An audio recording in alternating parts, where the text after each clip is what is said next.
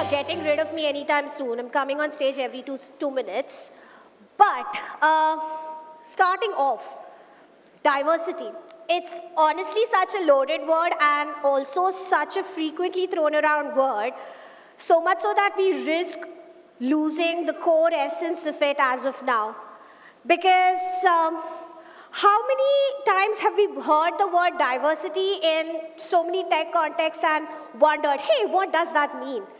To understand that from the perspective of a member of the audience or as a member of this wonderful cloud native community of over 200,000 contributors, let's look at something entirely non-technical. And unfortunately, I'm also going to refer to the Taj Mahal, but fun fact, I did not click this photo. Lucky's done some phenomenal clicking of photos already, so this is just going to be taken from pixels. But honestly, everyone knows this monument, and I need not tell you that it is one of the 7 wonders of the world or one of the most prominent heritage sites in India. But you all also know that given the structure of the monument and given that it was built in India by Shah Jahan, who was a Mughal emperor, you know that Indian and Islamic cultural influences would reign supreme. But did you also know, to build this monument, you had to source material from all across the world. And that extended to Europe and Russia and all the other places that you've heard of. But fascinatingly, one of the inlay work that Lucky actually showed in the slide before, that was actually a learned skill by the local Mughal craftsmen from Italian artisans. So not only are you looking at one of the 7 wonders of the world or the symbol of love as they know it, but you're also looking at the testimony that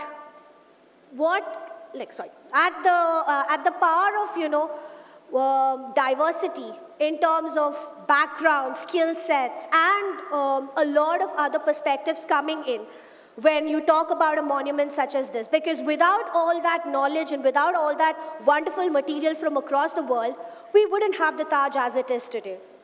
And it's very similar to what we are as a community here. We're all here from different backgrounds, different, having graduated from different degrees and everything else. And we've built this community around cloud native tech.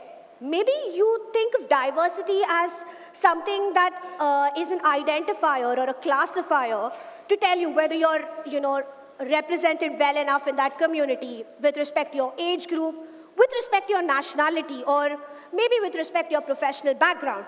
But I'm here to tell you that we're so much more than our parts. While we may not think much of contributing to cloud native or the ecosystem around it, what we've built is truly special, powering not just India's growth, as you can see here, but also the growth of our human collective into its next era, with several research organizations across the globe actually using cloud native tech to power their workloads. So honestly speaking, it was no surprise that Together We Achieve was the theme for this KubeCon, a KubeCon that has the most diverse representation in the world. And you might think, oh, you know what, it was easy. The community just magically sprung up along with the tech with it. But the diversity or the community around the cloud native tech that we've built was not an easy achievement. Because just like with every other labor of love, including the Taj Mahal, diversity wasn't a one-time thought experiment. And it also exactly took a lot of efforts from a lot of members across the globe, quite like Lucky, Nikita, and several of whom you've seen on stage. And it was a continuous effort. And these efforts often go unrecognized because they're non-code, right? They don't get rewarded, and it's often thankless to do this. But it's key to not just the continuation, but the thriving of this community into its next decade. So who does this work currently in our ecosystem? Those are some of the people we're going to hear from today. And we're going to hear about their journeys, their challenges, and the work that they're doing within the community so that we can truly make cloud native ubiquitous and obviously continue having tech that's representative of the people that it serves. So please put your hands together and help me welcome on stage Bhavani Indukuri, who is a staff platform engineer at Zscaler, and she's also a CNCF ambassador and a co-organizer of the Women in Cloud Native community. Next up, we have Nabarun, who is a prolific Kubernetes contributor. He has previously served on the Kubernetes Steering Committee, and he's a current Kubernetes maintainer, a SIG Contribex co-chair, and a release manager. Next up, we have Priyanka Saggu, who is a Kubernetes integration engineer at SUSE, and she's also the tech lead for Kubernetes SIG Contribex. And last but not the least, we have Sandeep Kanabar. He's a master lip reader, you folks, and he's also the lead software engineer with Gen, and he's also an active contributor to the Deaf and Hard of Hearing Working Group within the CNCF, and SIG Contribex that is led by these two wonderful folks. Please come on stage, Sandeep.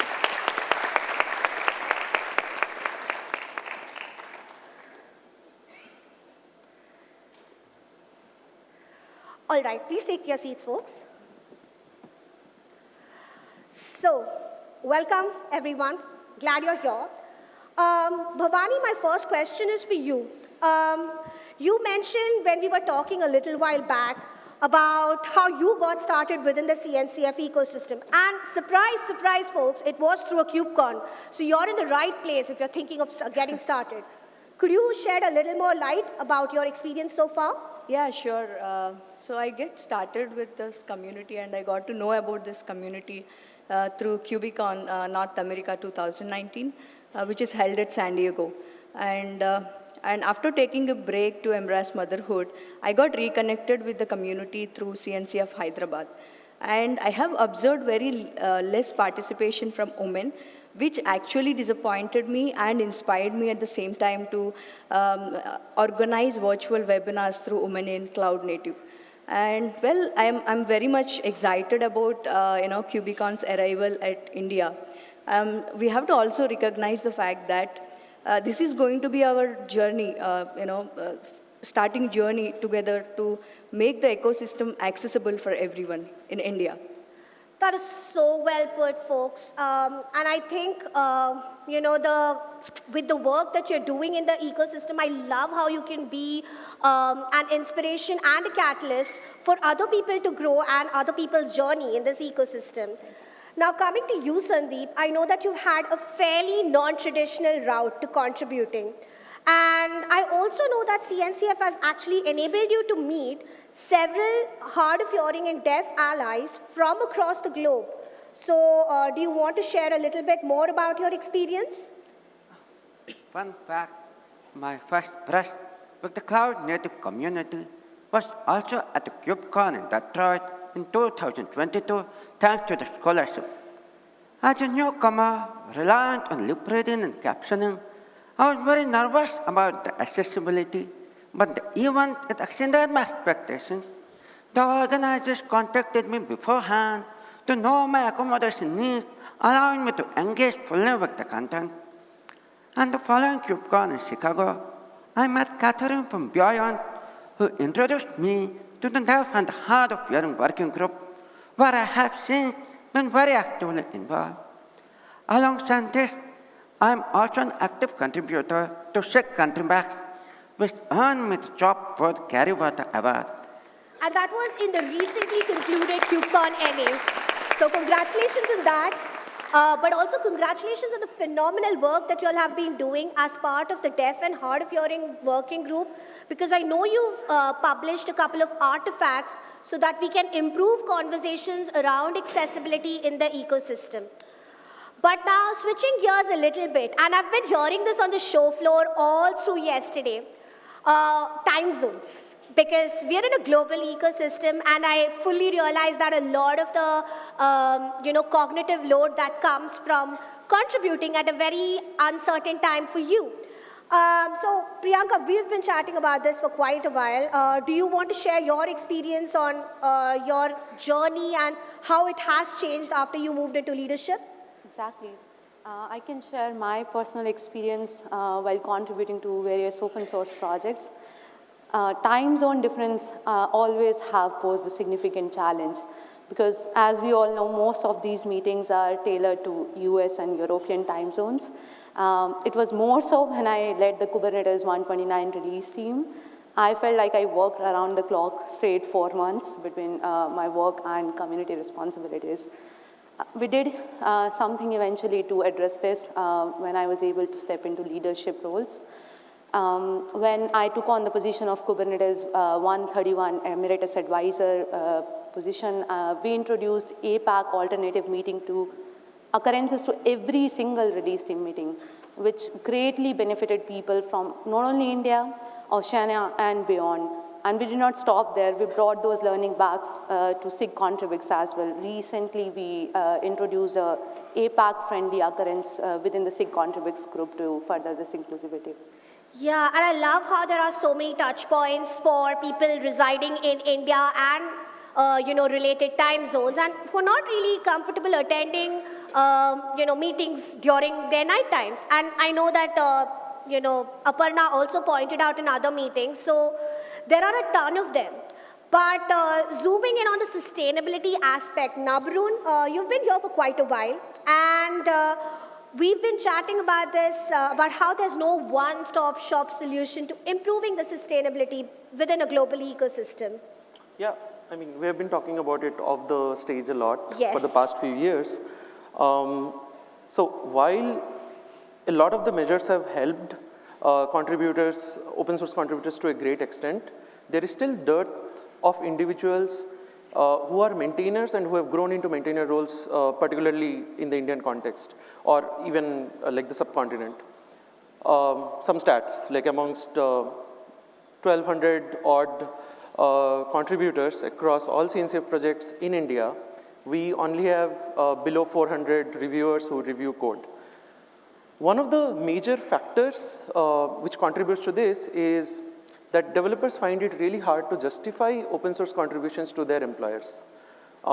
There is a glimmer of emerging hope as our government's adoption of open source technologies and platforms. This signifies a very good growing potential in this domain.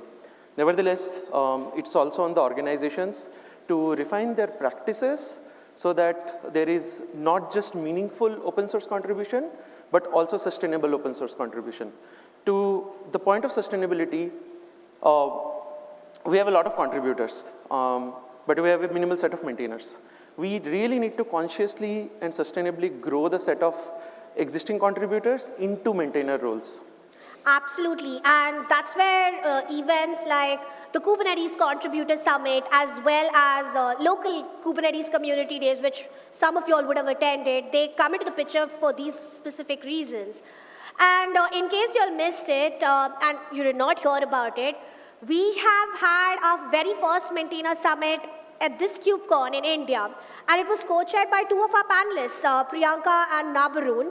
And it was a very first successful edition. So I think congrats are just overdue for both of them for pulling off such a fantastic event.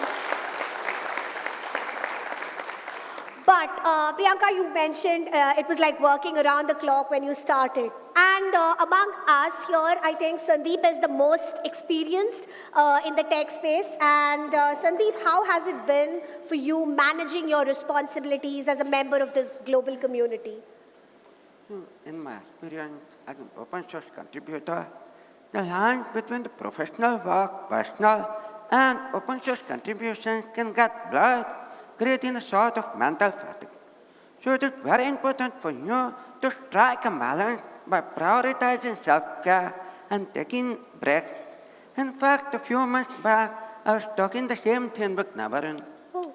I mean, having spent or dedicated several years of my time contributing to multiple open source communities, I am cognizant of the fact that the personal sacrifices that one needs to go through in order to support open source initiatives. And I concur with Sandeep here on the need to strike a balance in order to avoid burning ourselves out. Absolutely. Burnout is not an ideal situation, and I don't think any one of us wants to experience that.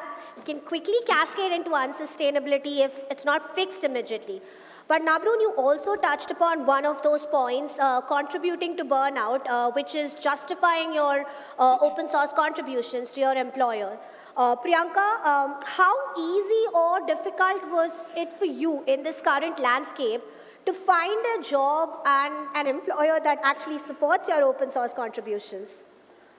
All I can say is being an active and recognized member of the open source community definitely adds a lot of value to your portfolio, and it can help other people find you for opportunities that match your profile. As an active contributor myself to the Kubernetes project, and with a lot of luck, I have received a lot of opportunities and leads from people, amazing people within the group. Thank you to Nikita, Dims. Thank you to Jason and Kushal for making it start with TGP, LEG, and many other people who have helped me reach here. But one thing I want to point out is these job opportunities do come with open source aspect, but as with anything in the ecosystem, responsibilities tend to shift and change over time. In the current Indian landscape today, like it's difficult to find jobs that support open source contributions because very few companies offer such support right now. But I do agree with Nabarun and Priyanka that given the momentum around cloud native and open source, the dynamics of jobs around open source is quite changing and could turn out to be better in future. And I quite love the pragmatism on this panel because it's not all rosy, but there's also definitely scope for improvement because with more companies backing open source, we definitely have more of a chance to impact the global ecosystem. So let's all collectively take a moment here and reflect on how each one of us can actually continue to nurture a community that's not just diverse, inclusive, and accessible, but also very representative of the people that it comprises of, like you and me. And to that effect, if you are on the search for, your next inspiration for your contribution journey, please check out these sessions from KubeCon India. They're going to be held today, or the recording is going to be available on YouTube soon. They are good starting points for your journey, and I hope with that you have a wonderful rest of the conference and have a great day soon. Thank you. Thank you.